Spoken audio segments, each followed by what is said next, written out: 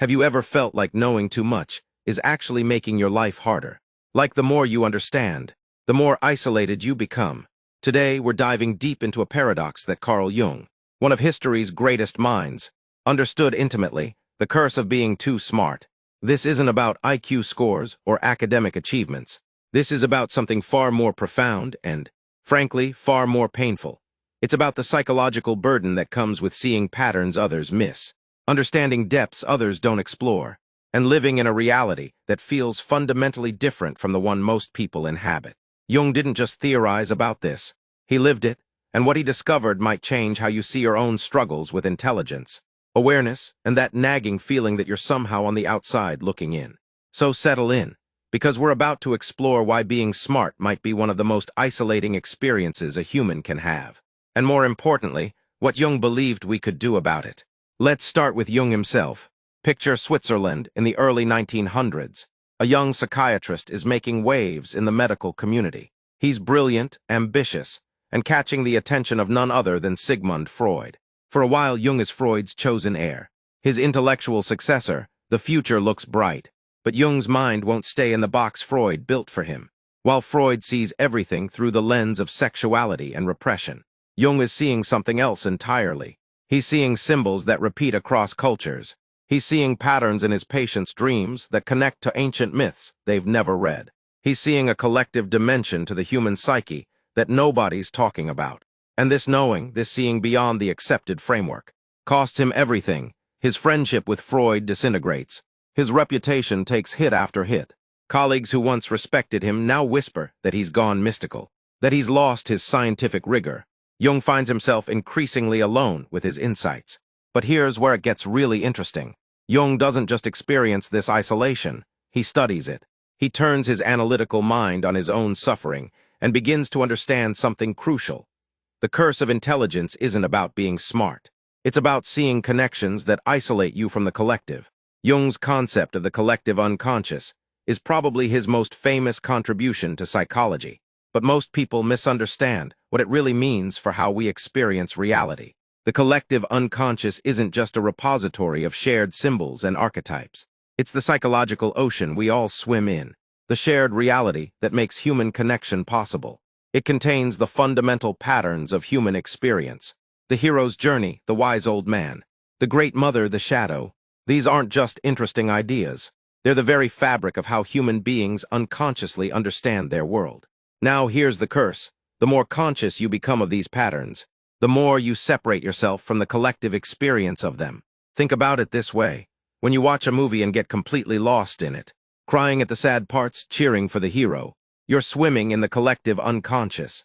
You're experiencing the archetypal patterns directly, unconsciously, along with everyone else in the theater. It's a shared trance, a collective dream. But what happens when you become the person who can't stop analyzing the three-act structure? Who sees every plot beat coming, who recognizes every archetypal pattern as it unfolds? You're still in the theater, but you're no longer really watching the same movie as everyone else. You're watching the machinery of storytelling itself. You've gained knowledge, but you've lost the immediacy of experience. This is what Jung meant when he talked about the burden of consciousness. Every insight, every understanding, every pattern you recognize pulls you further from the unconscious collective experience that most humans share. You become, in a sense, psychologically homeless. Let's go deeper into what this actually feels like on a day-to-day basis.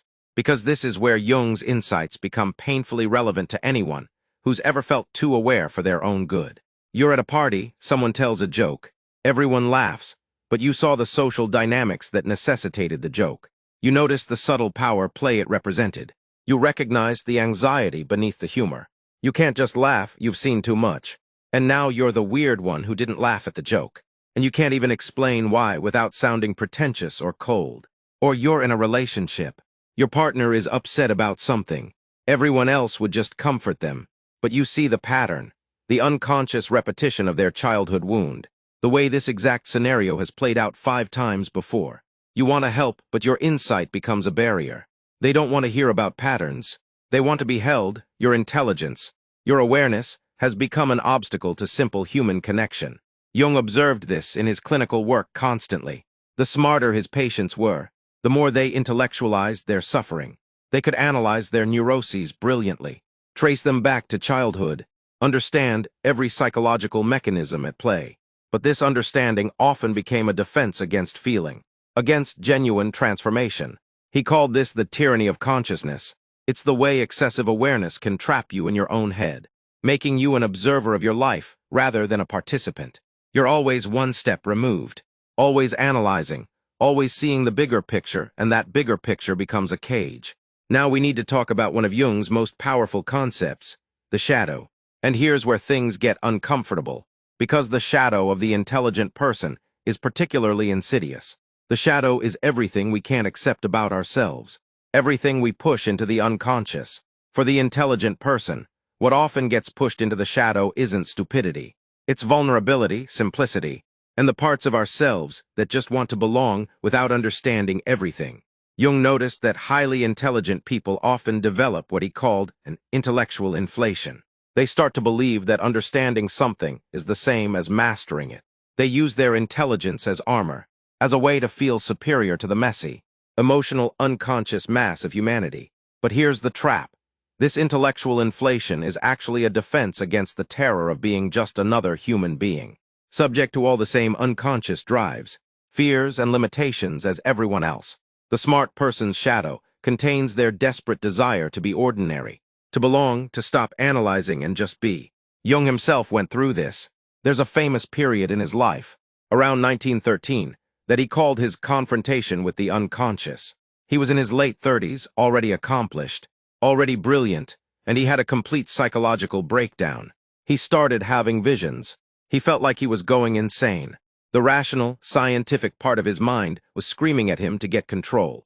But instead of intellectualizing his way out of it, Jung did something radical. He engaged with it.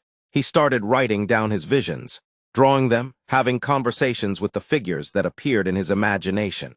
This became what he later called his Red Book, a personal journey into his own unconscious that he kept private for decades.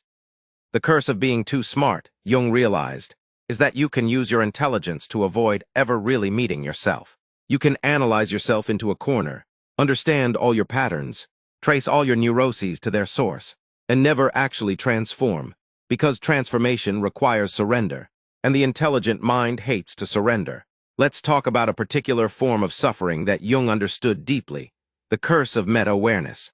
This is when you're not just aware, you're aware that you're aware. You're conscious of your own consciousness, and then you're conscious of being conscious of being conscious. It's an infinite regress that can drive you mad. Jung saw this in many of his patients, particularly the intellectual ones. They couldn't just experience anxiety.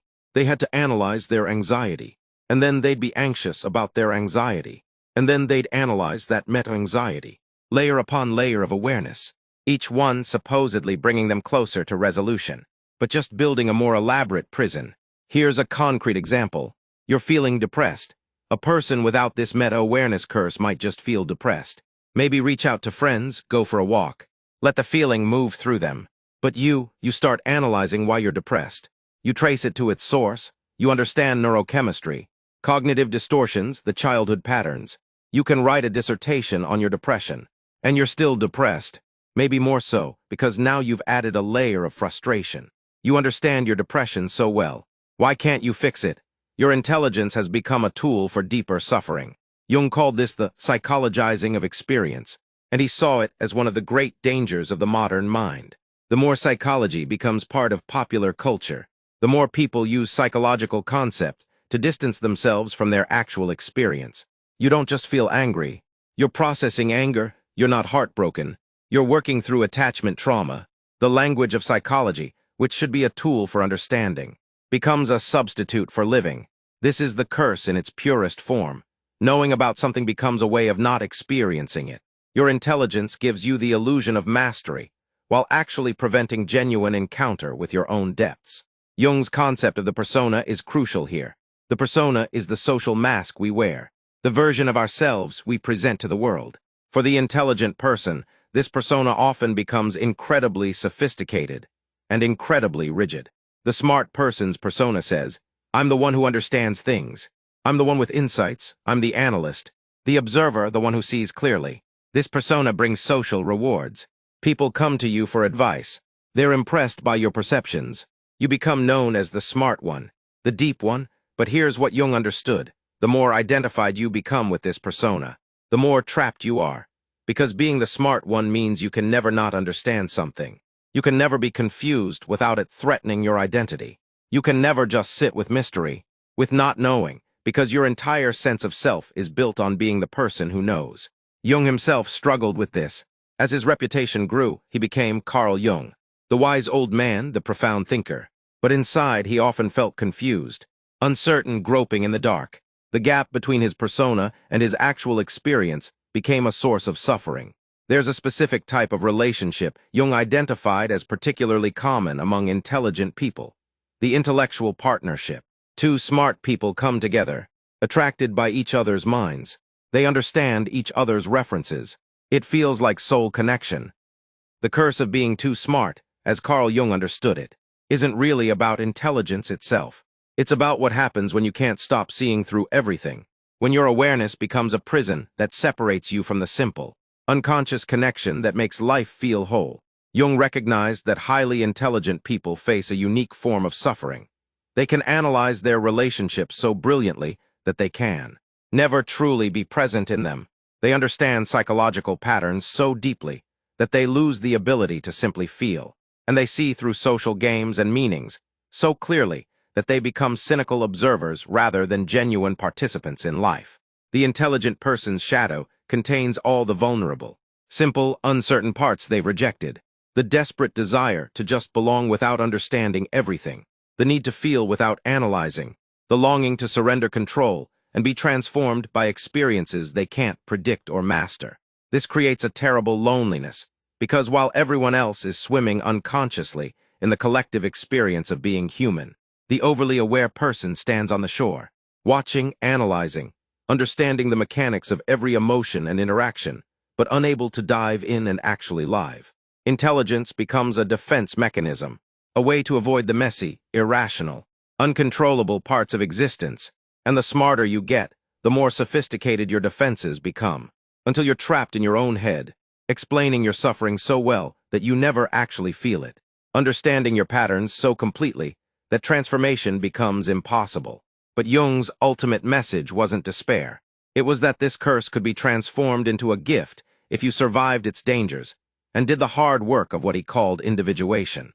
The key isn't to become less intelligent, but to expand beyond intelligence, to develop what he called the transcendent function, the ability to hold paradox, to be both analytical and emotional, conscious and unconscious, knowing and unknowing all at once.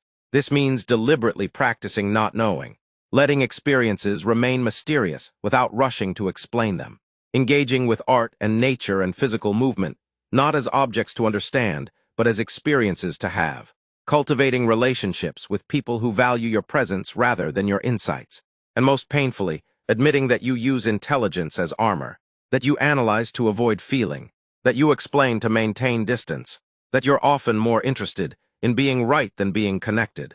Jung called this developing conscious naivety, like learning to watch a movie and be both critically aware of the filmmaking techniques and emotionally lost in the story simultaneously, seeing the mechanism and living the magic at the same time. The truly wise person, in Jung's view, isn't the one who knows the most, but the one who can access different modes of consciousness as needed, who has integrated their intelligence into a larger wholeness rather than being possessed by it, who can think brilliantly when thinking is required, but set thinking aside when something else. Feeling, presence, surrender. Mystery is what the moment actually calls for.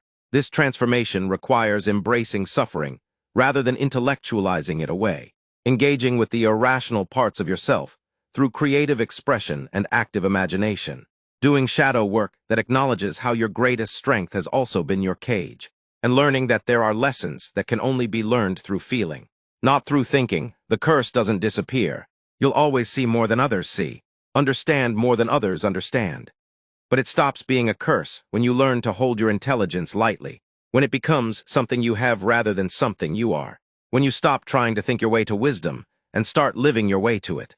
Jung's invitation is ultimately one of hope, that the intelligent person who does this difficult work emerges with something rare called conscious wisdom, a multidimensional experience of reality that neither the unconscious person nor the merely intellectual person can access. A way of being that includes intelligence but isn't imprisoned by it. That can engage with mystery and meaning and connection while retaining awareness. That recognizes you are so much more than your brightest thoughts. And that the possibility of this transformation, this expansion from being smart to being whole, is what makes us fully human.